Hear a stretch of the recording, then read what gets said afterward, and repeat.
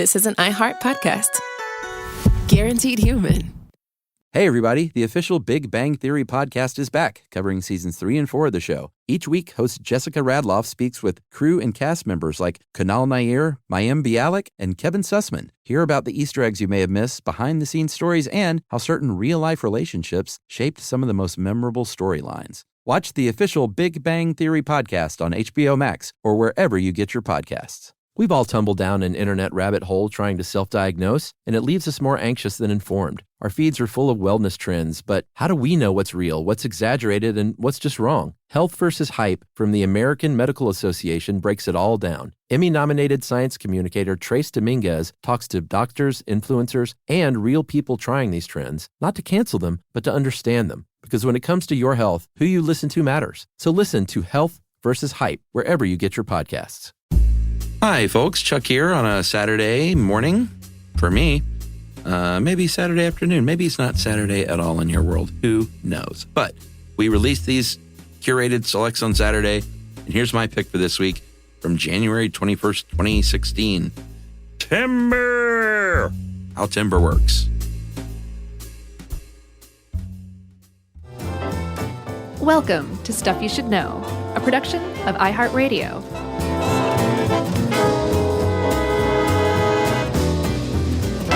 Hey, and welcome to the podcast. I'm Josh Clark. There's Charles W. Chuck Bryant. Jerry's over there with post-nasal drip of some sort. And that makes this Stuff You Should Know. It makes this room an infection zone. Oh, Jerry, are you sick? No, she's not sick. Are you? No. Good. She's just snotty. That's fine, as long as she's not sick. Are you sick? No, man. How are you feeling? Great? Good. I'm tired. Are you? Yeah. Well, you're a dad. No. All dads are tired, aren't they? No. That has nothing to do with it. Oh, yeah? No. Why are you tired? Just didn't get enough sleep last night. Okay. But not because dad stuff. Okay. We'll leave it at that, everyone. How's that for building a wall? Let's back away from that question, shall we? Instead, Chuck, take my hand and let's wander off into the forest. This is pretty neat, I gotta say. I was excited about this because A, it's dense. Like a forest? B, it's cool. Like a forest? And C, it provides a great canopy over our heads. It does. A canopy of knowledge. Yeah, I reverse engineered that last one. Oh, you did? Yeah. I was like, man, he is on a roll today. We're gonna get some stuff wrong on this one. I don't know if that's correct. I feel like anytime we tackle something that's in any industry like this, the people in that industry are going to have way better current information than we will. So I think it's funny because I picked up on the same thing, not just with the industry, but also with the battle over forestry rights. This is a minefield, my friend. It really is us. Because this article was written a number of years back and is very friendly to the forestry industry. Yeah. It's not like extraordinarily conservation minded, as far as I'm concerned. Yeah. Well, I don't think it had a slant. Drop a bombshell? No, I don't think it had a slant. I saw it as pretty neutral. I don't know, man. Like, but here's how confused I was, and we'll get to this later. But these initiatives and certification programs that we'll get to later, I didn't know like which one I should like and not like at the end. I can tell you. Well, save it. Okay, all right. Because I need somebody to tell me what to like and not like. I can tell you. Just save it. All right, I'm saving it. All right. Well, let's talk about forests in general, Chuck. Yes. Well, let's talk about our country a little bit. The United States. Well, even more. Let's talk about our continent. Okay, North America. That's right. When settlers came over here, there was a lot of trees. There were a lot of trees. Do you remember in our pigeon episode, like the idea that there were so many, what was it, passenger pigeons that died off, that were just driven to extinction because of humans? Yeah. I'm pretty sure it was passenger I can't remember. pigeons. I got confused in the episode about which pigeons were Well, it was a very which. confusing thing. Yeah. And they think that ultimately the pigeons had been managed by Native Americans who were wiped out by disease, so that when the first Europeans really came along, they saw tons of pigeons, places overrun with pigeons because there was no one there to hunt anymore, right? Yeah. Same thing with the forest. They think there was so much forest cover That it was because the Native Americans who had managed the forest Right. before had all died off, Right. or largely died off, and then what we thought was just this crazy stretch of forest that had always been there was actually fairly new. Ah. But it's probably not the case. Well, at any rate, way back in the 1600s, about 40% of land north of Mexico was trees. Yeah. Not too bad. No, that's a lot of trees. And trees are great because they give us wood. I mean, they led to, pre-metal, it was all about wood. Yeah. Ships, buildings, houses, Well, wagons. William Harris, who wrote this article, he makes the very smart point that we came and cut down trees and basically built a new nation. Yeah. Certainly a new economy. Several new wood. nations out of wood, definitely. For sure. Like literally out of wood. If you're talking the world and planet Earth, about 30% is forest land, and Russia and Brazil lead the way because they have huge tracts of land. Yeah. But as a continent, actually, Europe is the most. They have the most forest of any continent. The most dense, I believe that. They have 1,001 million, which is a little over a billion hectares. Hectares, 0.4 acres, right? Sure. And the total number of acreage, if you're in the U.S., of forest land throughout the world, 1.58 billion acres of forests. Is that the most broad definition of a forest? That includes everything.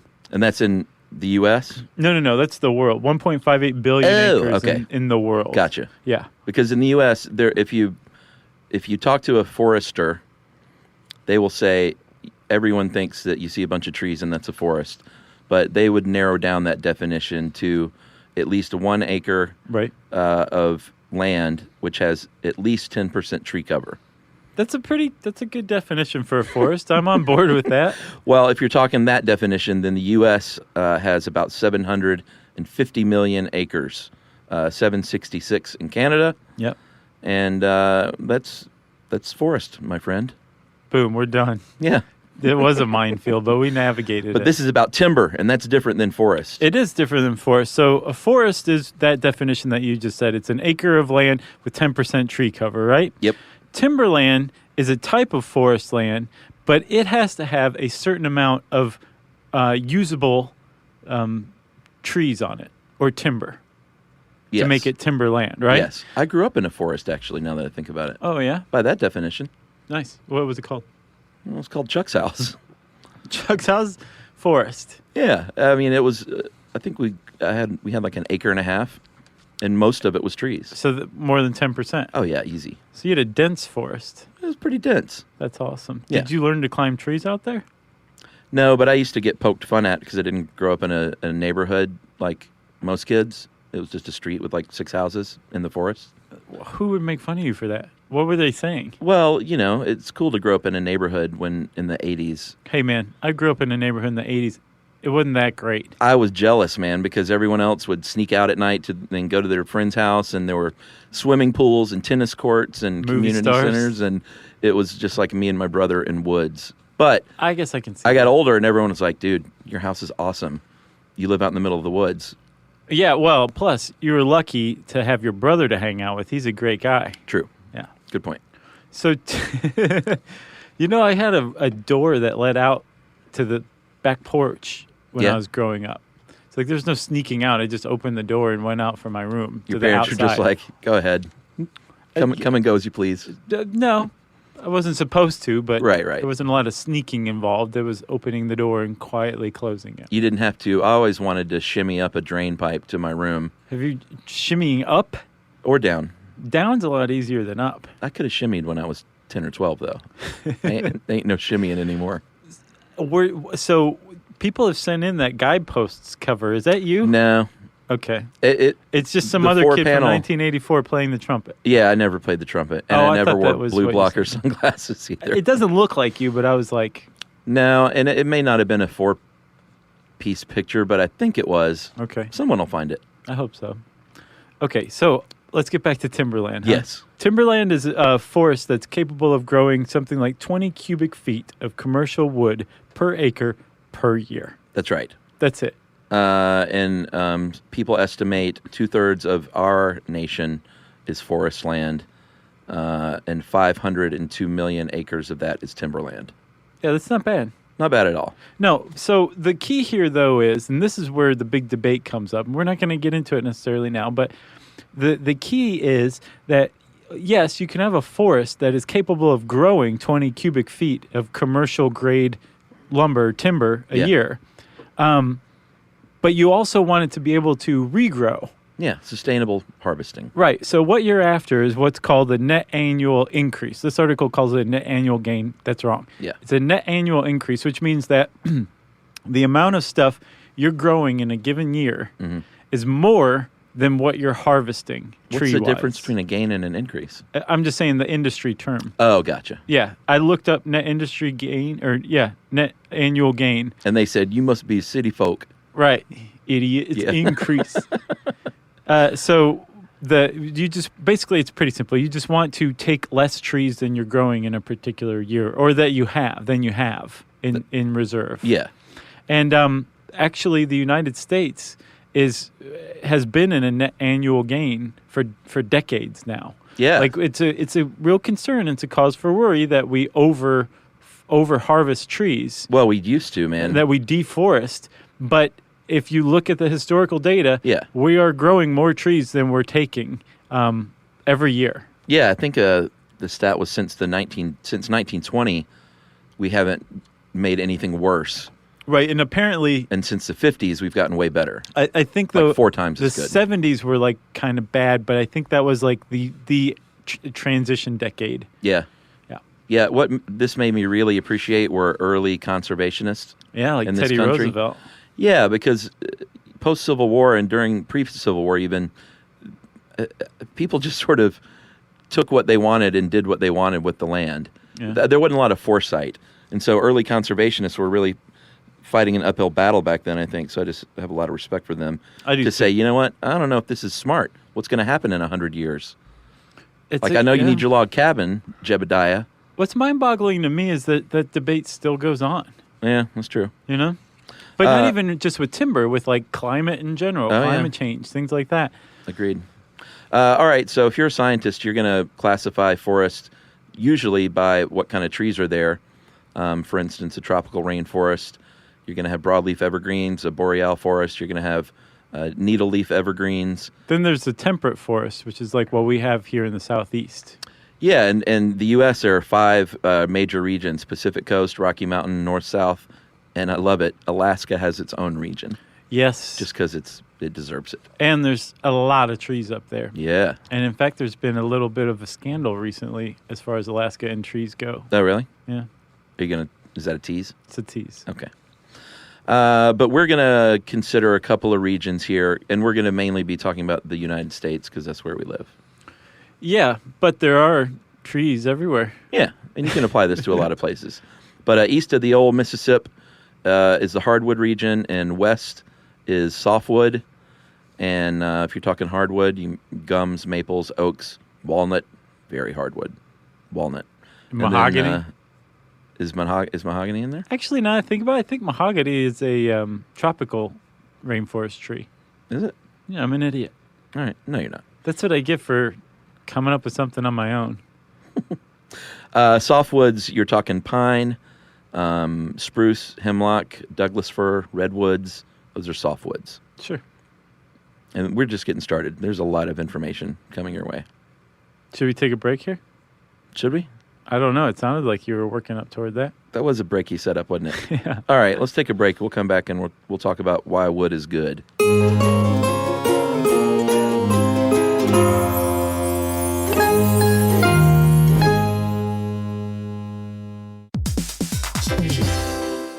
Hey everybody, we're here to talk to you about Wayfair, who believes that spaces should be functional, they should be comfortable, they should be well designed, and they can be well designed by you with their help. Your updated space should feel more comfortable, inviting, and practical for everyday use. And we're talking about outdoor seating. We're talking about grills. We're talking about major appliances. If you need storage solutions, Wayfair can help you out. Patio lighting, rugs, decor. It is your one-stop shop for home. Yeah, I mean, it's getting nice out, so it's time to think about living outdoors for the next few months. And Wayfair knows that outdoor furniture, it's heavy, it's intimidating to assemble. So Wayfair stepped in and said, we're going to handle the hard part so you don't have to. That's right. You can shop Wayfair Verified, your shortcut to the good stuff. And that means their team of product specialists are going to vet everything by hand using a 10-point inspection, testing things like, quality materials, functionality, and features, and even how long it takes to build that piece of furniture. And the overall experience save time, reduce hassle, and improved convenience. Patio season is here, and these deals won't last. So head to wayfair.com right now to get your outdoor space ready for way less. That's WAYFAIR.com. Wayfair, every style, every home. Dell PCs with Intel Inside are built for the moments that matter, for the moments you plan and the ones you don't. Built for the busy days that turn into all-night study sessions, the moment you're working from a cafe and realize every outlet's taken. Yeah, the times you're deep in your flow and the absolute last thing you need is an auto update throwing off your momentum. That's why Dell builds tech that adapts to the way you actually work. Built with a long-lasting battery so you're not scrambling for the closest outlet, and built-in intelligence that makes updates around your schedule, not in the middle of it. That's right. They don't build tech just for tech's sake. They build it for you. Find technology built for the way you work at Dell.com/Dell PCs. Built for you. Everyone knows winter is the real mess maker. You don't need WeatherTech floor liners for summer unless you hit the beach and half the beach ends up back in your car, or the campsite dirt ends up in your trunk. Then you'd want a cargo liner, or a road trip goes sideways, lemonade spills, ketchup goes rogue, ice cream drips. Yeah, you'd be pretty happy about those WeatherTech seat protectors. So just to be clear, as the mud you're inevitably going to step in this summer, you don't need WeatherTech unless you plan on doing summer. Visit WeatherTech.com today. Our listeners love puzzles, paradoxes, and hidden patterns almost as much as we do. On TikTok, those fascinations come to life. People are breaking down physics, exploring geology, and explaining why the world works the way it does. You'll see impressive experiments, explanations that finally make sense, and connections you didn't expect. It's like having a lab, a lecture hall, and science museum in your pocket. TikTok is where wonder is shared, where curiosity turns into discovery, and where millions learn something new every day.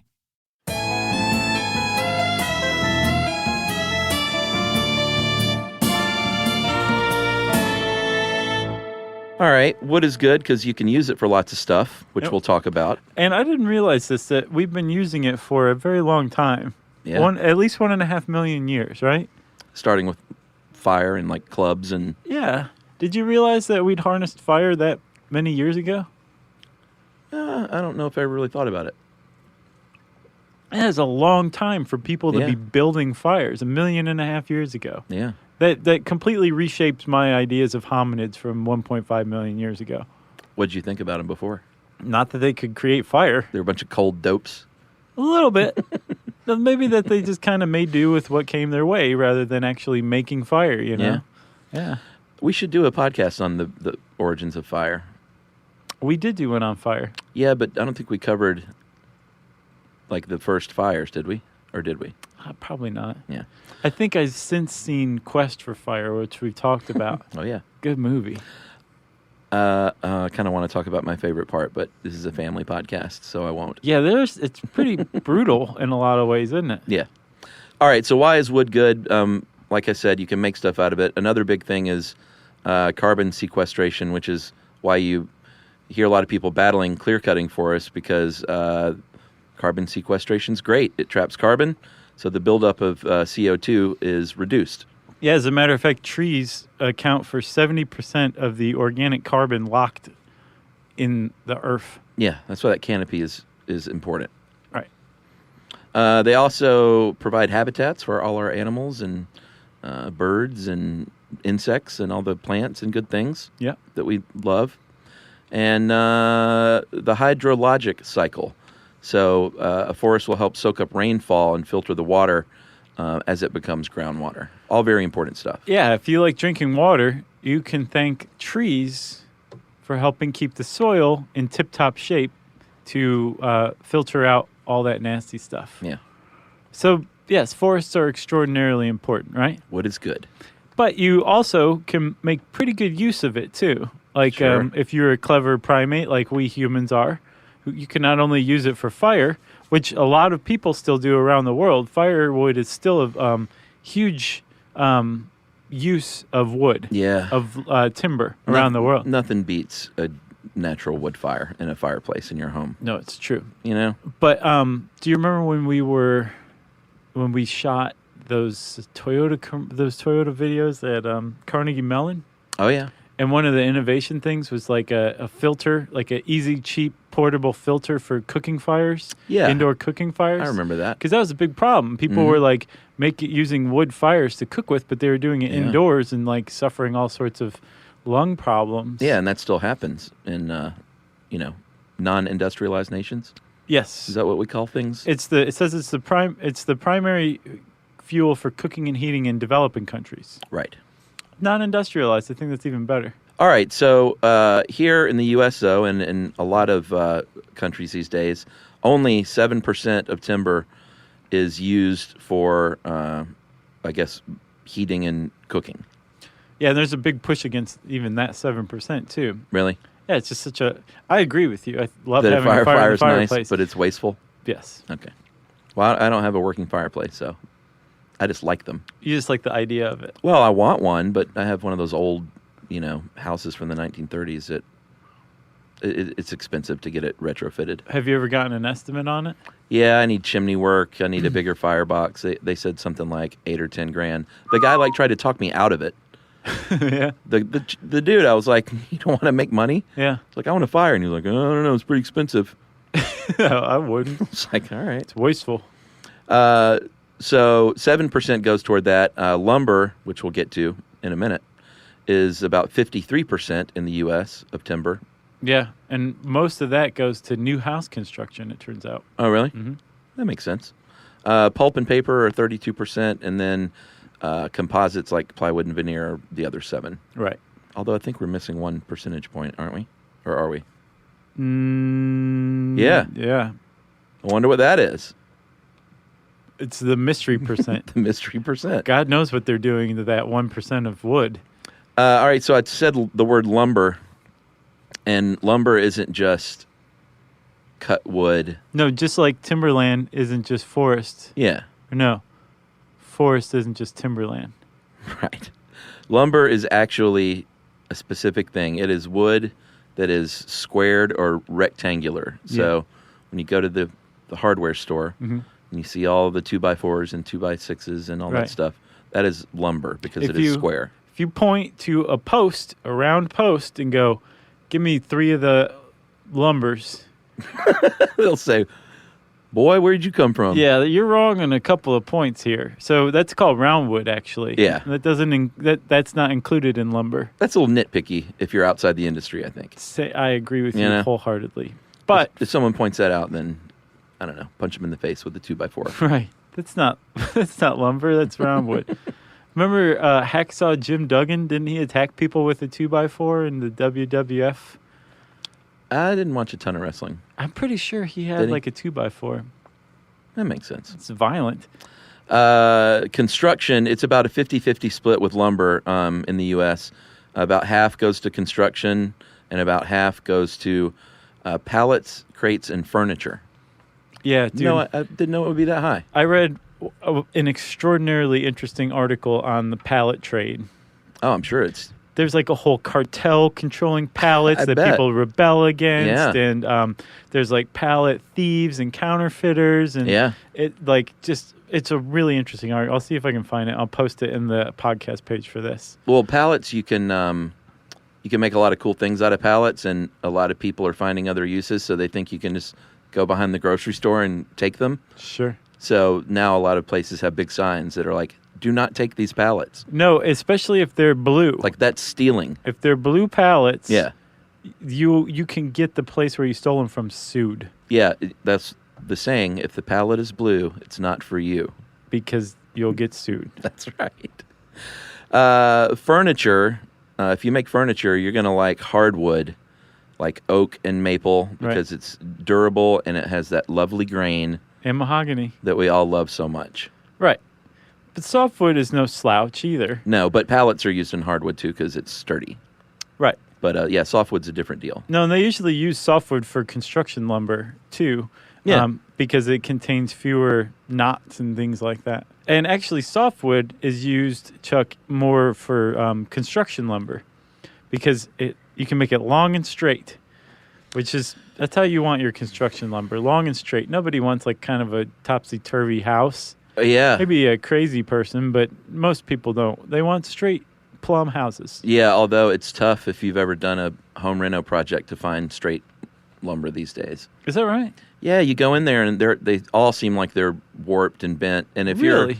if you're a amateur like me, it doesn't help you out any if your lumber's not straight. No, you want straight lumber. Like I don't know how to make up for that. Like my buddy Isaac in Kansas that helped me do my house. Right. He would go pick out stuff, and I would say, "This is curved." He'd be like, "I can account for that."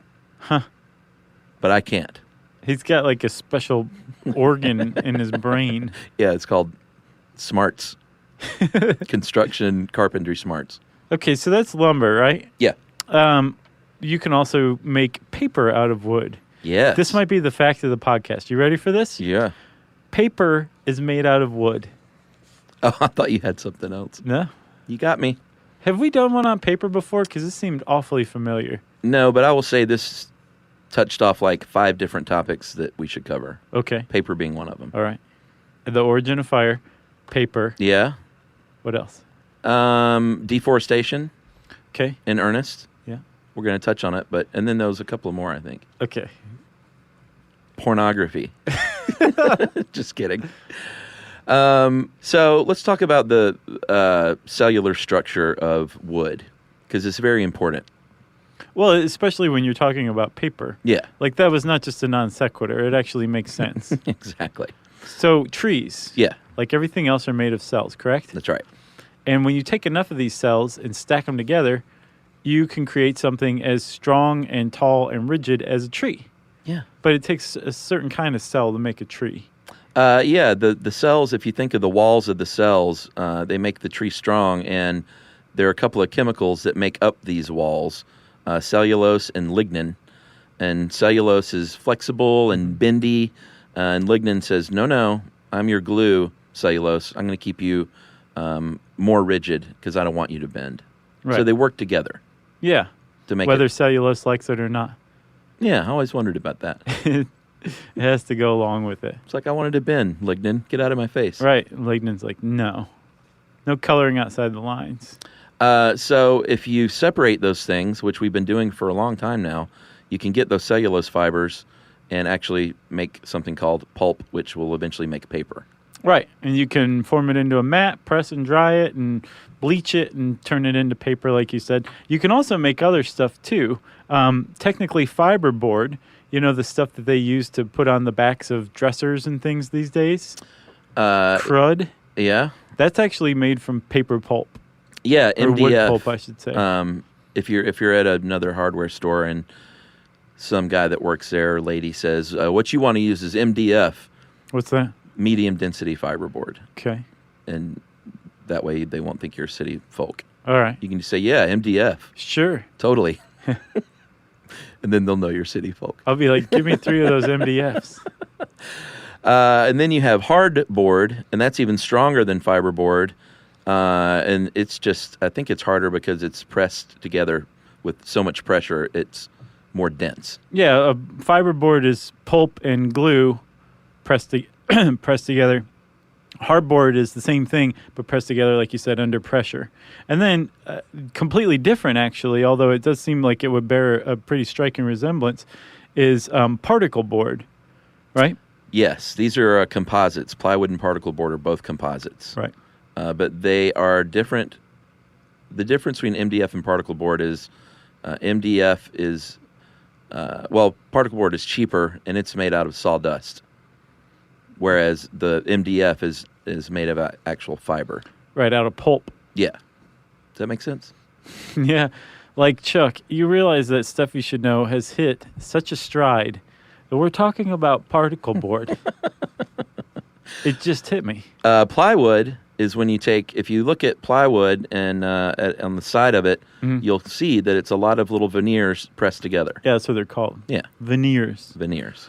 Plywood's great, but if you really want something that's just as tough, just as durable, but cheaper, you're going to go for the oriented strand board, OSB, baby. which is basically like plywood made out of particle board.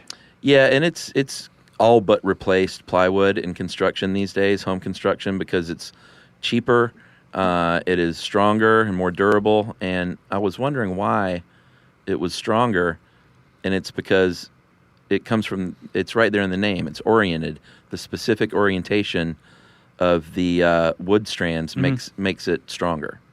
Oh, okay. So it's not just haphazardly tossed together and pressed, I guess. By God. Specifically oriented. Right. Invented in 1963. By man. Yeah, in California, I think, actually. Nice. Yeah. So your OSB, if you go into your hardware store and they'll say you either want MDF or OSB, say, I know what I'm talking about, so don't try and trick me. Right. I didn't just fall off of the turnip truck. Of the lumber truck. Right. All right, where are we now? Are we harvesting yet?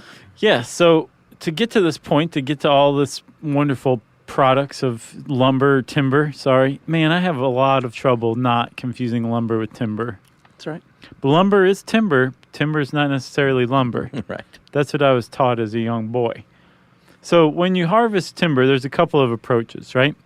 And, there's several approaches, but they really fall under two umbrellas. One is the take everything to hell with ecology approach called clear cutting. Yes. That is, all these trees can make some money, ergo, I'm going to cut down all of these trees. Yeah, typically over 5 acres is a clear cut. Yes. Anything under that is called a patch cut. Okay. Although people disagree on that definition too. But the suggestion is that as under 5 acres, an area that small could recover being effectively clear cut. I'm not sure it has to do with recovery. Oh, it has to do with the amount of money you made? I don't know. I'm not sure. All right. Well, with clear cutting, you just go in and you cut down everything. It's pretty straightforward, really. It takes slightly more thought to come up with a good, what's called a silviculture approach.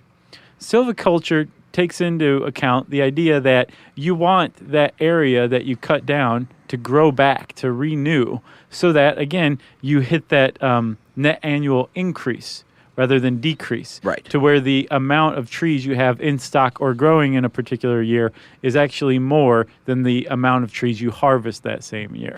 Right. To do that, you have to be selective. You have to be smart in the number, amount, and type of trees you cut down during any given tree cut. Yeah, with clear cutting, when you hear that, you would just think, like, why would anyone argue that that's a good idea? Yeah. But people do. It's very controversial. If you're in the timber industry, yeah. Forestry industry. You can say, you will think in good confidence that you can say that clear cutting is fine if you do it the right way.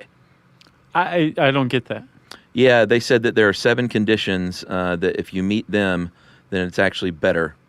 That sounds like propaganda. Do you want me to read the 7 conditions? Yes, I do, because I'm interested. When regenerating tree species that need full sunlight to stimulate seed sprouting and seedling growth, when dealing with sparse or exposed shallow-rooted trees that are in danger of being damaged by wind, when trying to produce an even-aged stand, and a stand I found is a group of trees that are the same species, age, and condition that you can manage as a unit. That's a stand of trees. Okay. When regenerating stands of tree species that are dependent on wind-blown seed, root suckers or cones that need fire to drop seed. When faced with salvaging over mature stands or stands killed by insects, disease, or fire. When converting to another tree species by planting or seeding. And finally, to provide habitat for wildlife species that require edge, new ground, and high-density, even-age stands. I couldn't make sense out of any of that. Well, one of it really stuck out to me, and it was that it for when you're cutting down an entire area that's been hit by pests or disease. That one makes sense to me, especially if you're trying to contain an epidemic. Yeah. Sure, clear cut. That makes sense. Everything else, I mean, there's some logic to it. At least it's not just total madness. Yeah, opponents to clear cutting will say it increases soil erosion, water degradation, increases silt in streams and rivers, Aesthetics is the main reason that most people are opposed to it, Yeah, or that many people are. sure. Is that it just looks like a wasteland. Right. Well, the problem is also with clear cutting, it sets the stage for invasive species of, say, like fast-growing weeds to overcome seedlings. Yeah. And it keeps the forest from regenerating. Yeah. So therefore, clear cutting, most people, I guess, except for the people who came up with those 7 conditions, tend to believe that it's an unsustainable method of harvesting timber.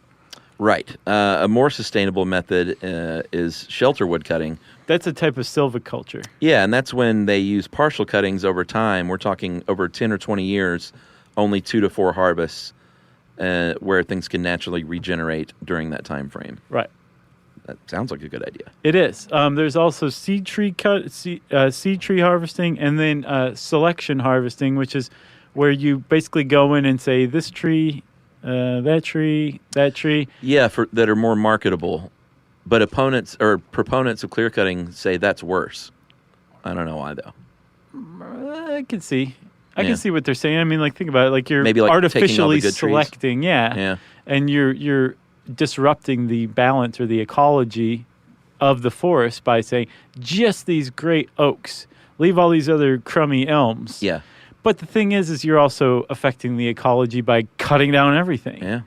The ecosystem. I would like to hear from someone that really knows their stuff, that is a proponent of clear cutting, to explain it better to me Yeah. Okay. than the internet did. Please do. All right. So when you do use any kind of silvicultural technique, and you're not just clear cutting, you have to go through the forest and figure out what trees you're going to take. A lot of times, and even with clear cutting, they will leave trees that are, say, 6 inches in diameter Yeah. or less in size. They're too young. It's like how you leave fawns when you're deer hunting. Yeah. It's the exact same thing. I love the name of that process when determining and surveying the land to work it all out. It's called cruising.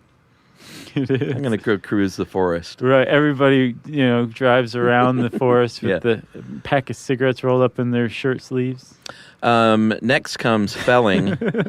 And I got confused with tree felling on the correct way, so I put a little post on Facebook. And I had a guy named Gabriel Fribley who worked as a Forest Service fire and fuel management dude. Mm-hmm. And he said, I've cut hundreds, if not thousands, of trees. So you want to hear what he says? Yeah. Because we would screw it up, I guarantee it. Okay. Are you about to say that you know better than this guy? I don't know better than this guy, but this article was definitely wrong from everything I found. Yeah, that's exactly why I asked. He said terminology changes depending on where you are and who you're talking to. There are a number of different ways to do so, but the safest and most common is to cut a wedge out of a tree, measuring about a third of the diameter of the tree in the direction you want the tree to fall. That's where I would just stop. Yeah. My brain just shut down. Yeah. Cutting this wedge will require 2 cuts, a flat cut and then a sloping cut that meets the flat cut and frees the wedge. The combination of these 2 cuts is commonly called the face cut. Okay, so then that is on the side of the tree in the direction it's going to fall. Correct. And it's like a triangle. Yes. With the bottom cut is 90 degrees, the top cut is 45 degrees. I think so. Okay. The wedge acts as a hinge, so the tree falls in a safe, controlled manner. Then there's the third cut, most commonly called the back cut, Okay. which is a straight cut in the opposite side of the tree, about halfway through the diameter of the tree, maybe a little more. And that's about 2 inches above the bottom cut on the other side, Okay. from what I saw. And he said, ideally, you want to leave 20% of the diameter of the tree intact between the back cut and the wedge, and that's called holding wood. And I think he said holding wood is just what it sounds like. It holds the tree together to make, like, it's not coming down on your head, basically. Mm-hmm. It holds it together till you're ready. And he said if you've done these 2 correctly, 3 actually, you should be able to simply push the tree over with your hands Wow. or drive a wedge into the back to bring the tree down. I'll bet that's pretty awesome to push a huge tree down Heck with yeah. your hands. And yell timber. Yeah.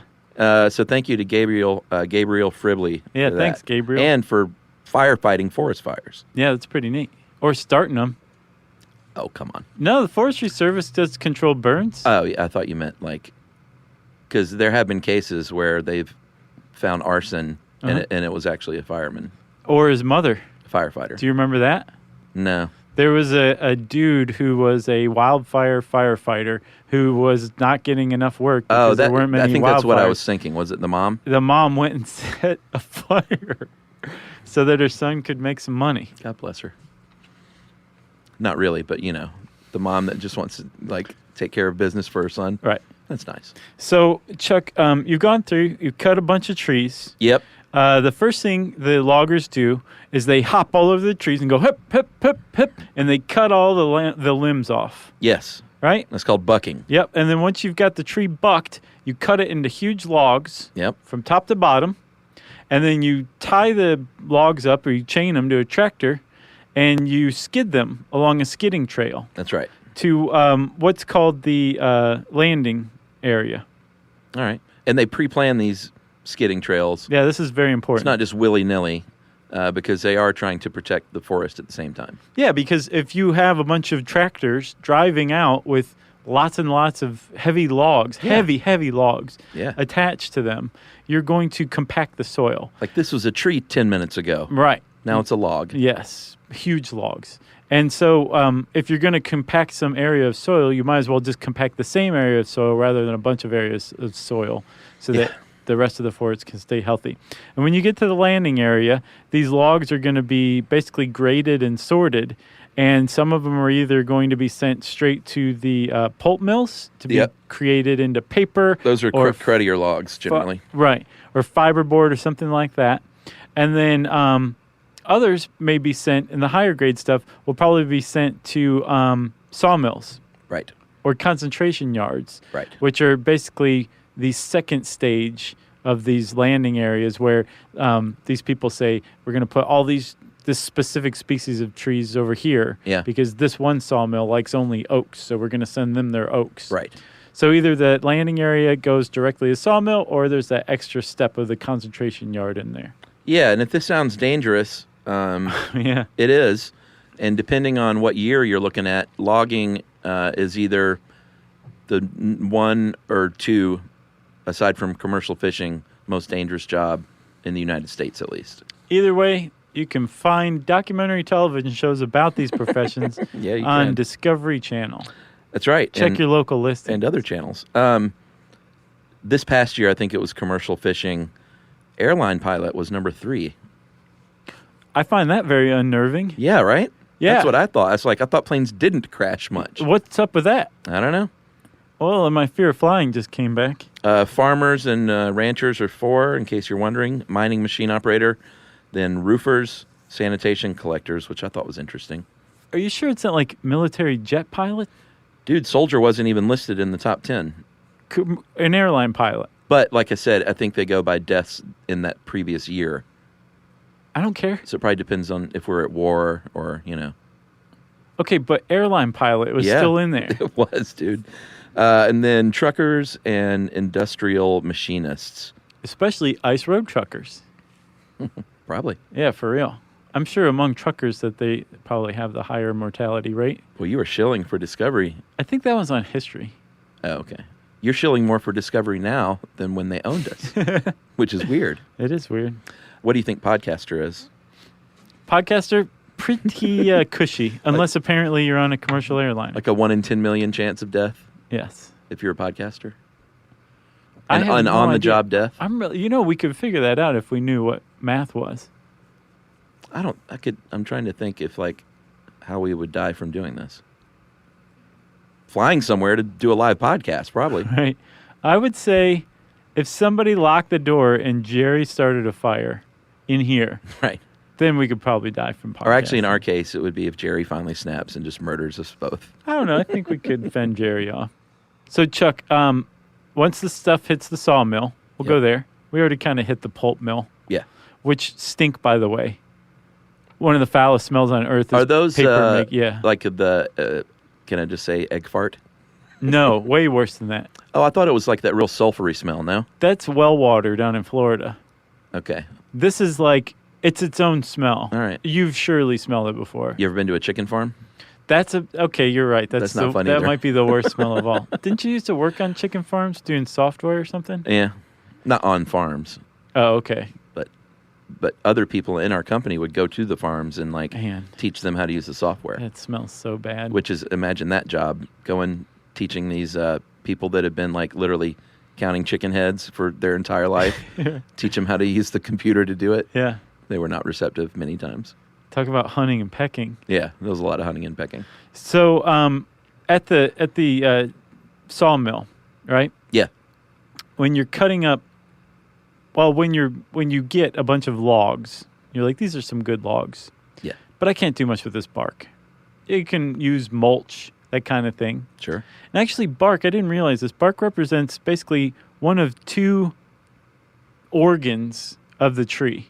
Yeah, There's actually three. should we talk about the inside of a tree a little bit? Yeah, I thought this was interesting. Yeah, me too. So the bark is the phloem. It's the sugar conducting cells. Phloem. Phloem. and basically it just provides energy. It transfers energy throughout the tree. Yeah, it's like the internal piping. Part of it is the phloem. Yeah. Yeah. And there's that one Bugs Bunny song it makes. Like, that Bugs Bunny assembly line song? That Oh, I can never yeah. remember the Totally. Powerhouse? I Power don't know. something. Yeah, yeah. So that's the sound that makes if you listen very carefully in a forest. True.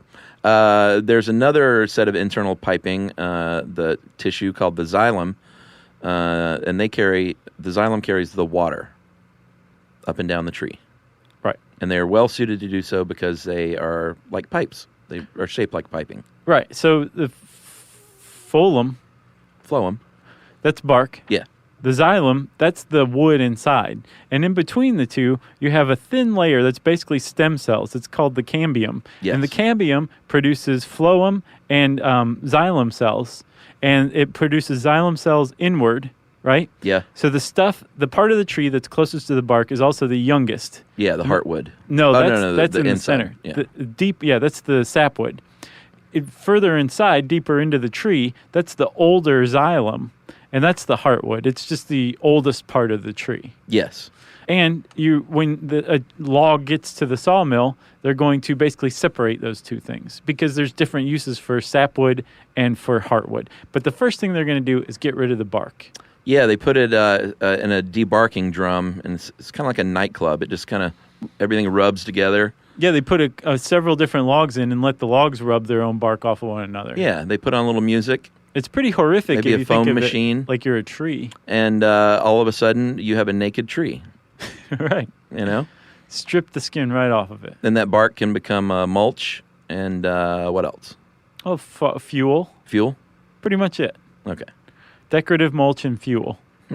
But once you've got that naked log, you're all set. So you want to cut the sapwood from the heartwood because the heartwood is extraordinarily strong, and you use it for posts and timbers and beams and things like that you really are going to put a lot of weight on. Yeah, flooring sometimes.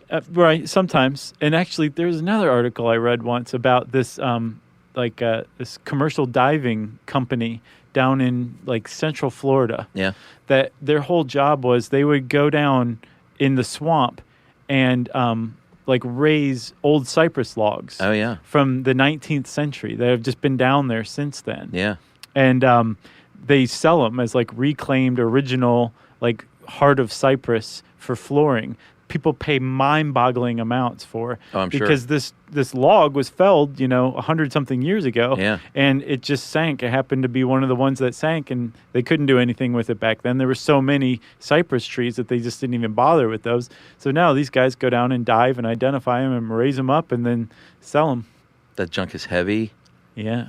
And actually, that perfect time to mention my buddy Jason from Damcaster Guitars. Uh-huh. He built me a custom Telecaster replica, Nice. and they use old wood from a dam in Georgia that had been underwater for like 100 years. That's really cool. And this thing it's the heaviest guitar. It's beautiful, Mm-hmm. but it's tough on my back. Is it? Yeah. Is it worth it though? Yeah, man. It's gorgeous, and the wood they get is really just heavy and dense and gorgeous wood. And they got this big load of it from a dam that they tore down in, I think, Columbus, Georgia. And so they've got all this wood now that they're making these sweet guitars out of. What'd you name your guitar? I haven't named it. I don't really name my guitars, although he wanted me to. Yeah. You got to name your guitar. I got 4 guitars. They're 1 through 4. No. You should name one Joni and one Chachi at least. All right. And one. And always keep them right next to each other. And one Fonzie and one. Ralph Malph. No, who was Fonzie's leather Tuscadero? Yeah. Pinky Tuscadero. Well, they're sisters. So was Pinky the younger sister? I think Leather was the one that looked like Joan Jett, and Pinky was surely. the one that looked like a bombshell model. Like had the pink sweaters and the big poofy hair. So which one did he date? I think he dated Pinky. Okay. Leather, she didn't need guys. She was a rock and roller. I think I remember who you're talking about. Yeah, she was. I don't remember Pinky Tuscadero. I definitely remember Leather Tuscadero. Yeah. Man, whoever wrote that show was a genius. Right? Yeah. Well, what they're doing is they're satisfying everyone. They're like, you like the ladies rough and tumble, or you like them dressed up in pink with like poofy hair? Right. Do you like them with an Italian name? Right. Where are we? Have we debarked? We're in like Yeah, we've 1950s Milwaukee. Right. Yes, we have debarked to answer your question. Okay, so we've debarked. You got a naked log. If it's going to be paper, it's going to go to a chipper, which cuts the log into little squares, about 2 inches by 1/4 of an inch thick. And they're going to mix those chips up with chemicals and stuff. They're going to put it in a digester. It's a big pressure cooker, and that is what separates that cellulose from the lignin that we talked about earlier to get your pulp. Yeah. Just want to get that lignin out of there. Yeah, and it's wet, it's fibrous. They bleach it to the proper shade, mix it with water again, form it into big mats, and then press them under these incredible rollers to press out all that water. Right. And then there you go. You've got what will be paper. Right. And if you're making lumber, you send your log to the Scooby-Doo head rig is what it's called. Yeah, man, those things are awesome. The thing that people are always tied on going toward. Oh, yeah, sort of. And it just cuts the log in half, or it cuts the edges off and maybe like just cuts out the heart. Yeah, just sort of roughs it out. Right. And then you have a couple of other types of saws. There's a trimmer that squares the ends. And before that, you have an edger, which creates the edges for your lumber. Yeah. And then, of course, there's a whole other process involved in making roundwood, a.k.a. posts, which are not lumber. Evidently. Your heartwood is going to be older, obviously, because you know how you can tell a tree by the rings, those inner rings that we talked about, right. The xylem. Right, and as the cambium is creating more xylem cells, they're going on the outside of the heartwood. Yeah. And the tree is growing outward. And there's going to be more knots in that heartwood, too, from branches past. It's sturdier, but a lot of people would also be like, I don't want to see knots. So they're not going to use it for things or like, I do want to see knots. Yeah. Depending on what you're doing. Sickos. Like a good knot in the right place. For instance, my guitar has a beautiful knot in the center of the back that's just gorgeous. Joni?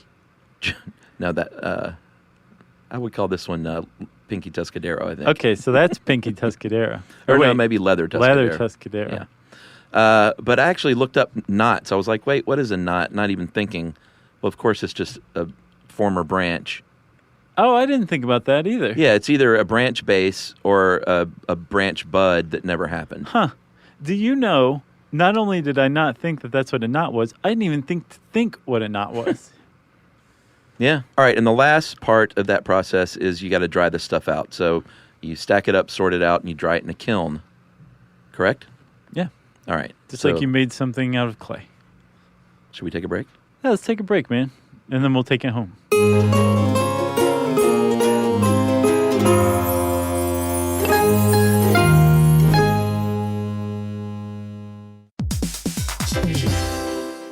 Dell PCs with Intel Inside are built for the moments that matter, for the moments you plan and the ones you don't. Built for the busy days that turn into all-night study sessions, the moment you're working from a cafe and realize every outlet's taken. Yeah, the times you're deep in your flow and the absolute last thing you need is an auto update throwing off your momentum. That's why Dell builds tech that adapts to the way you actually work. Built with a long-lasting battery so you're not scrambling for the closest outlet, and built-in intelligence that makes updates around your schedule, not in the middle of it. That's right. They don't build tech just for tech's sake. They build it for you. Find technology built for the way you work at Dell.com/DellPCs.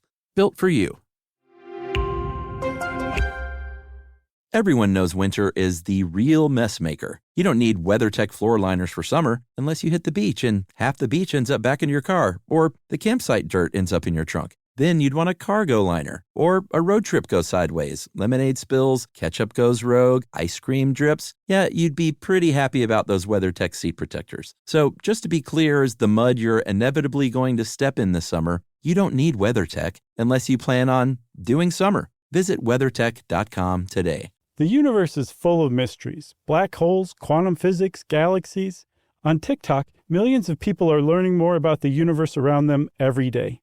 Scientists break down complex theories, demonstrate experiments, and connect dots between the cosmos and our daily lives.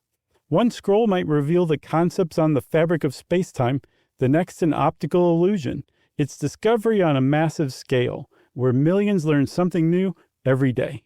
All cat parents understand the feeling of being ignored by your cat and often asking yourself, does my cat even love me? And there is only one solution to solve that, Sheba. Feed your cat Sheba and go from feeling ignored to truly adored in 12 days guaranteed or your money back. Sheba has a menu of products, appetizers, entrees, treats, and even a kittens menu. So Sheba has a product for even the pickiest eater, like the Sheba Puree, which is made with bone broth. It's a protein-rich, lickable treat with chef-inspired flavors. It has a smooth and creamy texture that cats love. Plus, it supports a strong bond between pet parents and their cats with a hand-fed cat treat. It also contains no corn, wheat, soy, or artificial flavors. So instead of feeling ignored, you're suddenly the center of their world. It's basically a fast pass to favorite human status. Next time you're wondering if your cat loves you, grab Sheba Puree or explore their entire range of textures and flavors at your local retailer. To learn more, check out Sheba.com.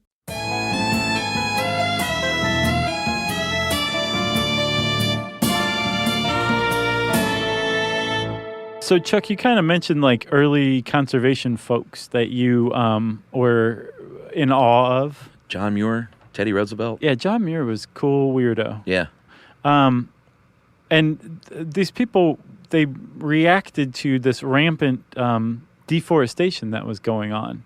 Like, there was a significant amount of logging that happened between the 17th century and the mid-19th century. Yeah, right? up to 30% of the original forest land by the end of the Civil War was gone. Yeah, and we're talking about 1 billion acres. Wow. That was originally there. So 30% of that gone, right? Unbelievable. And there was what was called they were worried that there was going to be a, quote, national famine of wood. Yeah. And it wasn't just conservation at the time. Like, plastics had not been developed. Sure. Cheap, easy metal alloys weren't developed until, say, the mid-20th century, right? Yeah. So we used wood. Yeah, we really used wood a lot. Yeah. And for fuel, for cooking, for heating, all that stuff. Sure. We needed wood. So it was going to be a big deal if we ran out of wood. And as a result, a lot of people got behind these conservation efforts, and especially the government here in the United States. Yeah. All government levels own forest land. But for the most part, the federal government owns the most. Yes. And they don't just protect it and say, this is off limits. They say, you guys can come and pay for the right to cut down some trees from here, but you're going to follow our rules. Yeah, 323 million acres of federally owned land in this country is public forest land. Yeah. So either like national forest or I guess to be used by the logging industry if you meet the right conditions, I guess. Yeah, but I think even national forests fall under that umbrella as well. Yeah, I didn't mean that they were not the same. What does happen sometimes is, say, an animal that calls forest land or timberland its home will be placed on the endangered list.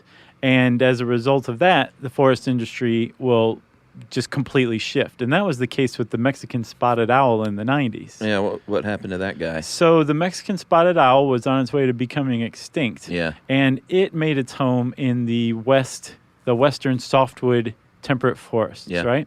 And the U.S. government decided that this was enough of a problem that they put it on the endangered species list and protected it.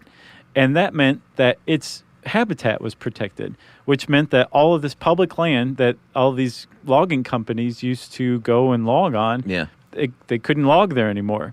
They did not like that decision. No, they didn't. It was enormous. Yeah. And you know that a federal agency is doing its job when it's being sued by conservationists and logging companies, right? Yeah. At the same time over the same thing. Sure. Or else they're not doing their job at all, Right. depending on how you look at it. But eventually, the Mexican spotted owl was protected, and its habitat was protected. And so the forestry, the timber industry, shifted eastward. Yeah. And so there was a shift not just in direction on the continent, but also in where they were taking timber from. Right. So now more timber is taken from privately held lands in the east than public held lands in the west because of this one type of owl. Right. Completely changed the complexion of the timber industry in the United Wow. States. But the timber industry is doing just fine. Yeah. And it's a real testimony that can do it can both. adapt. Yeah. The ever see- the Mexican spotted owl can adapt, but the timber industry can apparently. You ever see owls in Atlanta?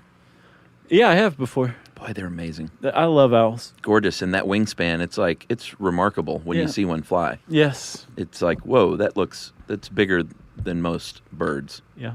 Have you ever had one perch outside of your window while you're trying to sleep? Yeah, well, we have one that lives behind our house. Does it keep you up? No, we've seen it a couple of times and we hear it a lot, Mm-hmm. which I love. It doesn't wake me up or anything. Oh, we had one that was keeping us awake. Really? Mm-hmm. You shoot it? No. No? I just went out and shined a flashlight in its general direction, Yeah. and it piped down. Never heard from it again. Oh, wow. So he got the message. Gotcha.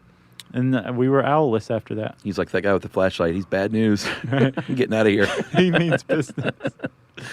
All right, so the federal government owns a lot of land, which is managed by some different bodies.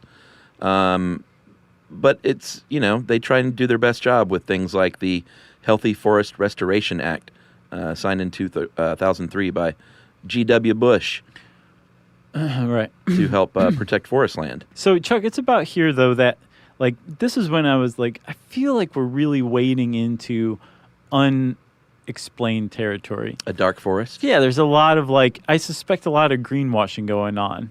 And so I started poking around. Yeah. And I found that the Sustainable Forestry Initiative is very frequently accused of greenwashing. The SFI. Yeah, so you know how like fair trade, you'll look for a fair trade label and you'll be like, I'm going to pay a little more for this because I believe that the people who made it were paid a better wage than this competitor that wasn't fair trade. That's what the Sustainable Forestry Initiative seal of approval was meant for. Okay. That you could look for it on a ream of paper or something and say, oh, well, this thing was, this paper was harvested using, say, shelter cutting techniques or some sort of silvicultural techniques that promotes sustainable forestry. Okay.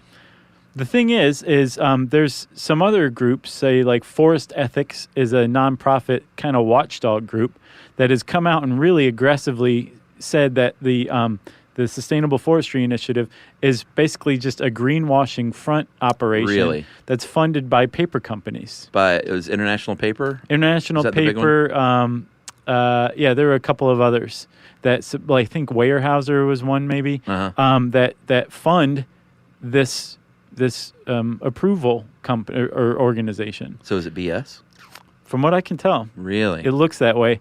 It's very disconcerting. Fortunately, there are some that do appear to be utterly legitimate, and the chief among them is the Forest Stewardship Council. Okay. They do the same thing, but they're the real deal. So this article you sent me, there are a lot of major brands dumping the SFI. I saw that and I was like, well, that's terrible. But they're moving to the better standard. Is that correct? That's the impression I have. Okay. That makes sense now. Yeah, rather than bearing the SFI seal of approval, or buying paper that bears that seal of approval, because it's not even necessarily the paper companies that are doing this, because they're the ones funding the SFI. Right. It's like Office Depot is no longer buying SFI-sourced paper. Okay. I'm guessing they're probably going with the FSC, the Forest Stewardship Council. So Hewlett-Packard, AT&T, Pitney Bowes, Allstate. They buy a lot of paper. Shouting them out. Right. Because they're doing the right thing, it sounds like. Yeah. That makes more sense. I was confused. I thought they were dropping the SFI, which was a good thing. But, this is all clear now. Right. Thank you. Hey, don't thank me. Thank Forest Ethics, who apparently routinely get cease and desist letters from paper companies and the forest or the I'm sure. Sustainable Forestry Initiative.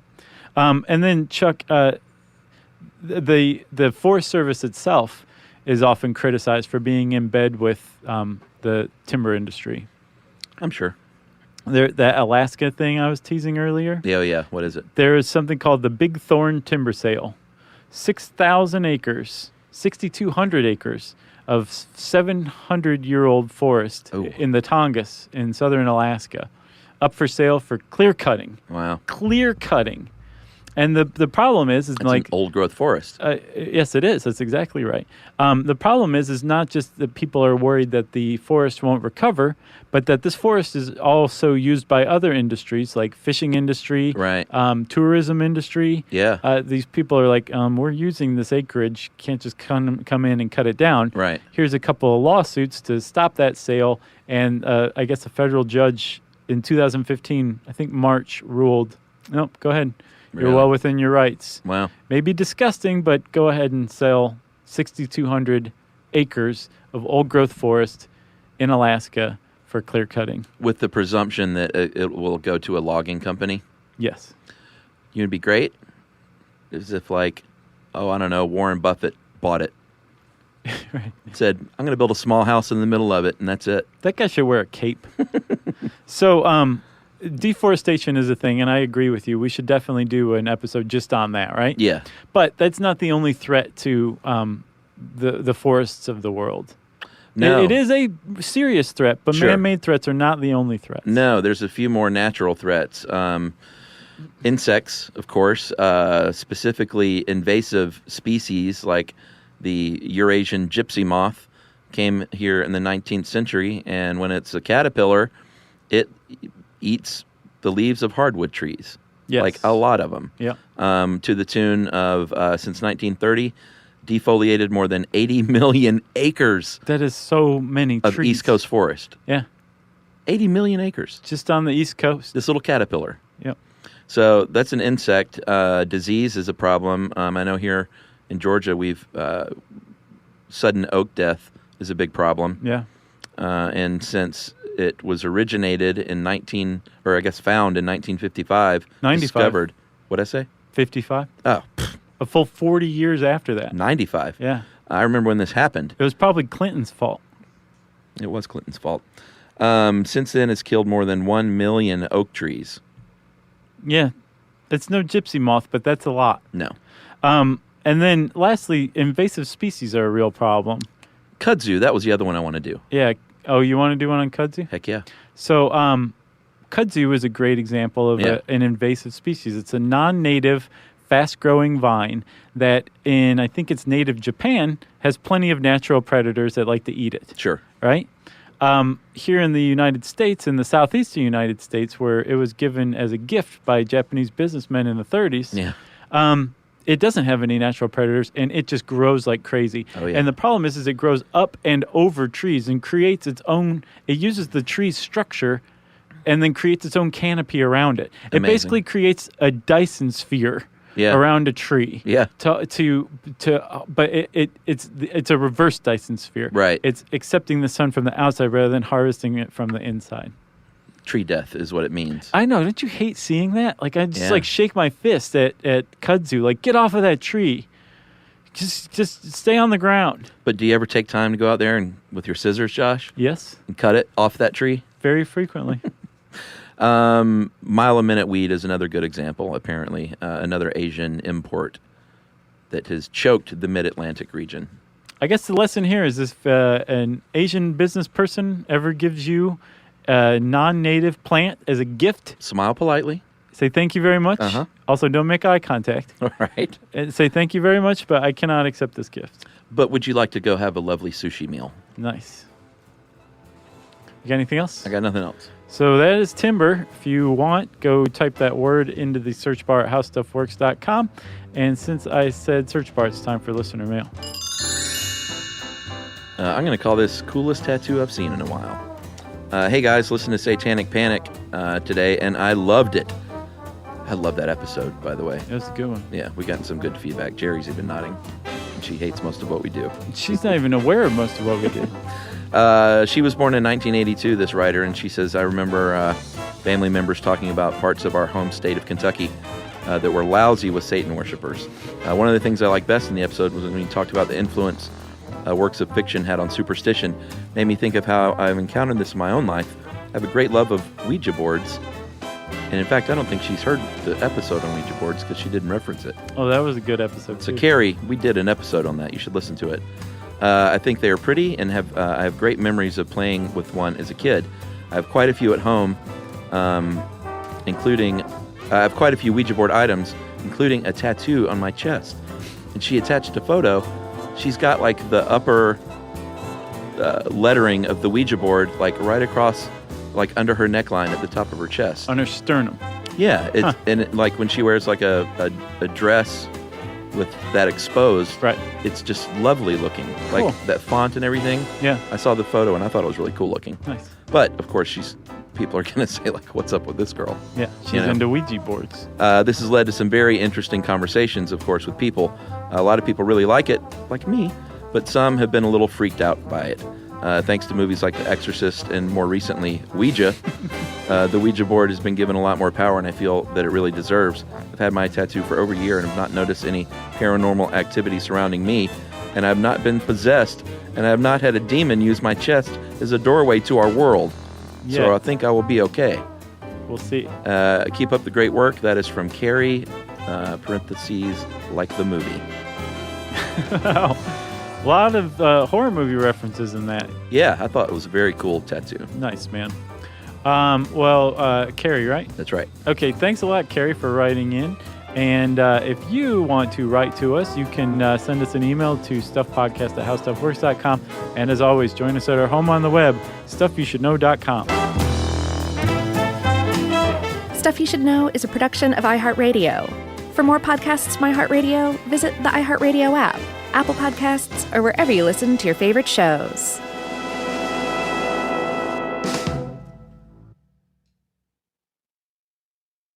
Introducing the all-new Mazda CX-5, featuring more connection, Hey Google, where's the nearest Pilates class?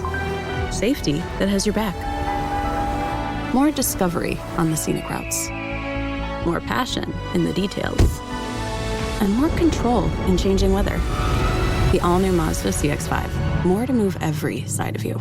See it in 5 films at MazdaUSA.com/5sides. Google is a trademark of Google LLC. Sequences shortened and simulated. Everyone knows winter is the real mess maker. You don't need WeatherTech floor liners for summer unless you hit the beach and half the beach ends up back in your car, or the campsite dirt ends up in your trunk. Then you'd want a cargo liner, or a road trip goes sideways, lemonade spills, ketchup goes rogue, ice cream drips. Yeah, you'd be pretty happy about those WeatherTech seat protectors. So just to be clear, as the mud you're inevitably going to step in this summer, you don't need WeatherTech unless you plan on doing summer. Visit WeatherTech.com today. When it comes to small business, people want to talk to people, not bots, not voicemail. Your customers or clients want a real human connection, and that's exactly what they get with Ruby. Ruby is the virtual receptionist company that takes care of your callers when you're unavailable, in the middle of something, or just don't want to pick up. They can answer, screen, and transfer calls, as well as take messages, collect payments, book appointments, and more. All while saving you time and making the people you serve feel special. It's available 24/7, 365 days a year, and is 100% based in the U.S. See how it works at ruby.com, or better yet, give them a call at 844-900-RUBY. This is an iHeart podcast. Guaranteed human.